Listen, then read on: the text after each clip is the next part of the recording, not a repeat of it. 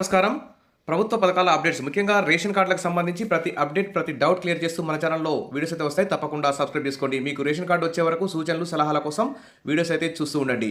ఇక వివరాలకు వెళ్తే తెలంగాణలో త్వరలో స్మార్ట్ రేషన్ కార్డులు, ఏటీఎం కార్డ్, పాన్ కార్డ్ తరహాలో మరి క్యూఆర్ కోడ్తో రూపకల్పన అయితే చేయబోతున్నారు. త్వరలో దాదాపు ఉగాది నుంచి ఈ రేషన్ కార్డులు ఇవ్వడానికైతే ప్రభుత్వం అయితే ఏర్పాట్లు అయితే చేస్తుంది.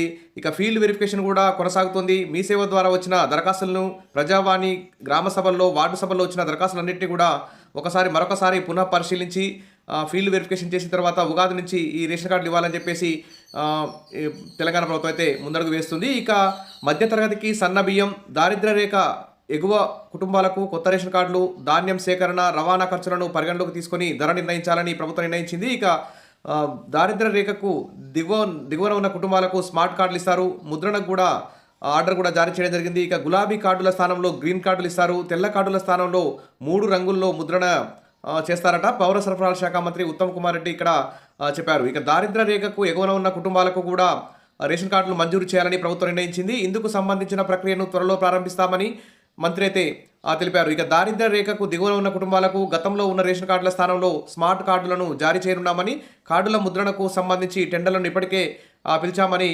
మీడియాతో మంత్రి అయితే చెప్పారు. ఇక గతంలో ఉన్న గులాబీ కార్డులు అంటే పింక్ కార్డుల స్థానంలో గ్రీన్ రంగుతో కూడిన కార్డును, తెల్ల కార్డుల స్థానంలో 3 రంగులతో కూడిన రేషన్ కార్డులను ముద్రిస్తున్నామని మంత్రి అయితే తెలిపారు.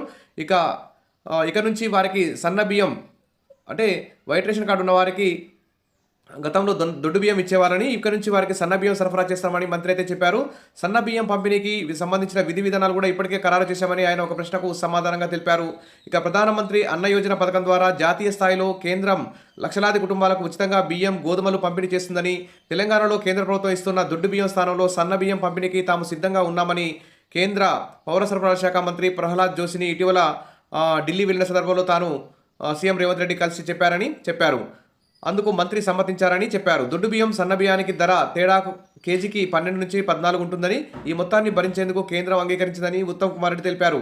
ఇక దారిద్ర్య రేఖకు ఎగువన ఉన్న కుటుంబాలకు కూడా సన్న బియ్యం సరఫరా చేయాలన్న ఆలోచన ప్రభుత్వం పరిశీలిస్తుందని, అయితే రైతుల నుంచి సేకరించే ధాన్యం కొనుగోలుకు అయ్యే ఖర్చుతో పాటు అదనంగా అయ్యే ఇతర ఖర్చులు కూడా అన్నింటినీ కలుపుకొని ధర నిర్ణయించే అవకాశం ఉందని చెప్తున్నారు. ఇక స్మార్ట్ కార్డు తరహాలో రేషన్ కార్డులు అయితే ఇవ్వాలని అయితే చూస్తుంది. ఇక పొరుగు రాష్ట్రంలోని పేదలందరికీ దొడ్డు బియ్యం స్థానంలో సన్న బియ్యం పంపిణీ చేయాలని తమ ప్రభుత్వం తీసుకున్న నిర్ణయంతో పొరుగు రాష్ట్రాల్లో బియ్యం ధరలు తగ్గుముఖం పట్టాయని మంత్రి అయితే చెప్పారు. ఏది ఏమైనా ఉగాది నుంచి అందరికీ రేషన్ కార్డులు ఇస్తామని చెప్పేసి ప్రభుత్వం ప్రకటించడం ఇది ఒక గుడ్ న్యూస్. పేదల్లో చిగురిస్తున్న ఆశలు. ఇక రేషన్ కార్డులకు సంబంధించిన డౌట్స్ ఉంటే కామెంట్ సెక్షన్లో పెట్టండి. Wish all the best. మరిన్ని అప్డేట్స్ కోసం మన ఛానల్ని ఫాలో అవుతుండండి, సబ్స్క్రైబ్ చేసుకోండి, వీడియోస్ లైక్ చేయండి. Thank you.